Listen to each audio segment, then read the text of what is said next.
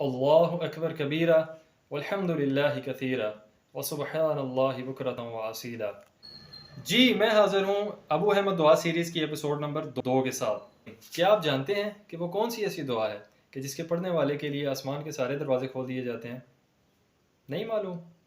میں آپ کو بتاتا ہوں وہ کون سی دعا ہے کہ جس کے پڑھنے والے کے لیے آسمان کے سارے دروازے کھول دیے جاتے ہیں۔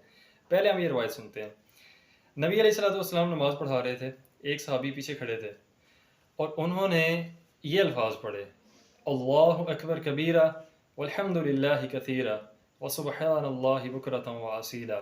نماز کے بعد نبی علیہ السلام نے پوچھا یہ کون سا شخص ہے جس نے یہ الفاظ پڑھے ہیں؟ تو صحابی کہتے ہیں یا رسول اللہ یہ الفاظ میں نے پڑھے ہیں۔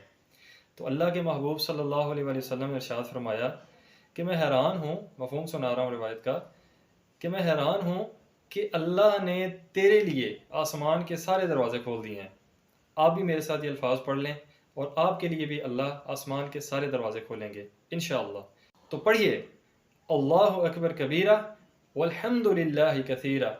آپ بھی پڑھیے اللہ اکبر کبیرہ والحمد للہ کثیرہ وسبحان اللہ بکرۃ واسیلا۔ یہ حدیث ہے مسلم شریف کی 1358 1358 نمبر حدیث۔ عبداللہ ابن عمر رضی اللہ عنہ سے روایت ہے اور اس کا ترجمہ بھی ہم ڈسکس کریں گے، اور اس کا ترجمہ یوں ہے، اللہ اکبر کبیرہ، اللہ بہت بڑا ہے، تمام بڑائیاں اس کے لیے ہیں، والحمد للہ کثیرہ، اور اسی کے لیے تمام تعریفیں ہیں، بہت زیادہ تعریفیں، اور وسبحان اللہ بکرۃ واسیلا، اس کا ترجمہ یہ ہے کہ بہت زیادہ پاکی ہے اللہ کے لیے ہر حال میں، صبح اور شام۔